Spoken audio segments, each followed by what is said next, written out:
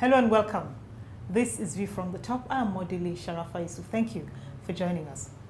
The Murtala Muhammed Foundation is a non-governmental policy advocacy organization dedicated to engendering socio-economic changes. On the foundation's platform are stakeholder-driven interventions and advocacy activities that attempt to impact education, capacity building, and disaster risk management. One of their initiatives is the Enterprise Across Africa program, which seeks to provide economic independence for women in Africa and break down the barriers that women face in the bid to excel in their quest for excellence in business. The CEO of Murtala Muhammed Foundation, Aisha Muhammed Oyebode, is a development specialist, international NGO expert, and human rights activist specializing in women and girls initiatives. I'll be speaking to Aisha about her involvement in women's advocacy and her father's legacy. Mrs. Oyebode, I thank you for joining us. Thank you for being here. Here's a quick biography before we settle down to our conversation. Aisha Muhammed Oyebode was born on December 24, 1963. She has an LLM in Public International Law from King's College, University of London. She also got a master's in Business Administration with a distinction in Finance from Imperial College, University of London. She was called to the Nigerian bar in 1989. Mrs. Oyebode has worked in law firms and other financial institutions in Nigeria, Europe, and the United States.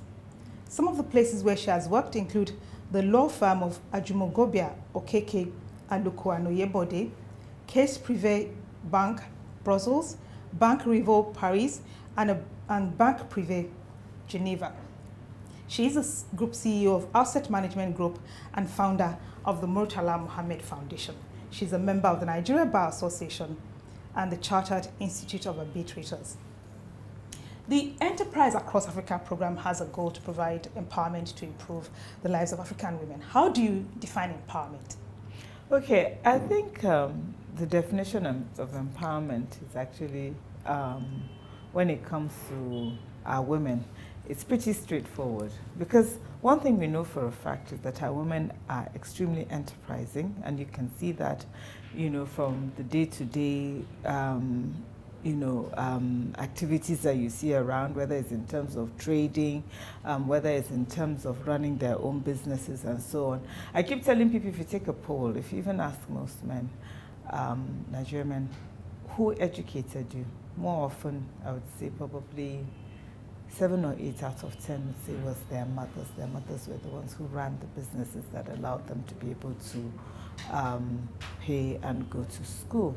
So the empowerment we are talking about is not taking them from the basic level, no. They're already at that level, and some are much higher than the basic level. What we're trying to do is see how we can develop them beyond where they are, so that they are as competitive as their counterparts anywhere else in the world. Now, we have a lot of structural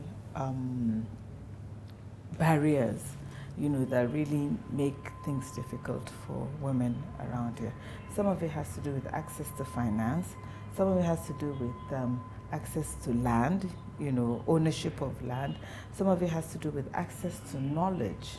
And that's the one that we think if we can tackle first, that's access to knowledge. How do I get from being a one-store owner to someone who owns a chain? That's what we're looking at. I mean, you may decide as an entrepreneur that you only want to own one store. That's fine, but let the barriers not restrict our women. So that's what we want to do, be able to take them to the next level. For the generality of women, we know that financial literacy is key to financial inclusion, especially for women. What can we do to improve financial literacy, especially for women? I think, like with everything else, I think we just have to take it step by step. What is it that we need to teach them? How do we need to teach them? And then what we then do is target those groups that really require the knowledge. And then we bring them together with those who have the knowledge. There are lots of organizations who are thinking a lot about financial literacy, and then also the banks especially, or should I say the financial institutions right now, are looking at financial literacy because they understand how important it is, like you say, for financial inclusion. So what we then need to do is to bring the groups together and say, you know what, try as much as you can to impact this knowledge as widely as you can. And of course, to be able to also see a way in which we can include financial literacy in basic literacy. As in, we do have children going through school.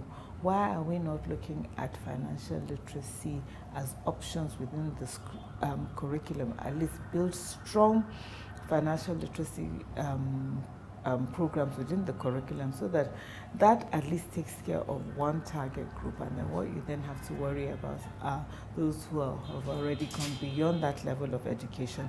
How do we then find ways in which we can create partnerships so that this literacy can be impacted? Your NGO works across Africa. What is your view on economic integration? Do you think African women are ready to collaborate? They're already doing it. That's what's interesting about it. Women are crossing the border. Some women are crossing the border 4 or 5 times a day. They're going across, I'm talking even just our own border here, Seme, in and out of Republic of Benin.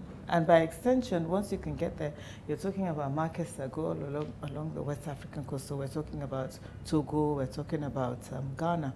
The same thing in the northern part of the country.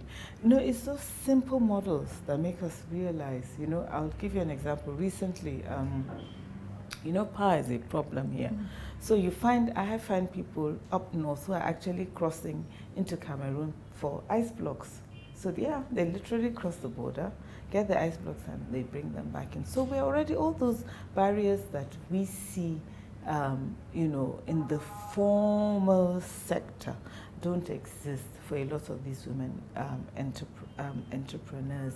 So they are breaking down the barriers, but what we're then saying is that how can we extend this trade so that it's not just limited to what you do cross-border, the closest borders to you? Can we break the barriers beyond just the borders and go even further? And that's what we're working on.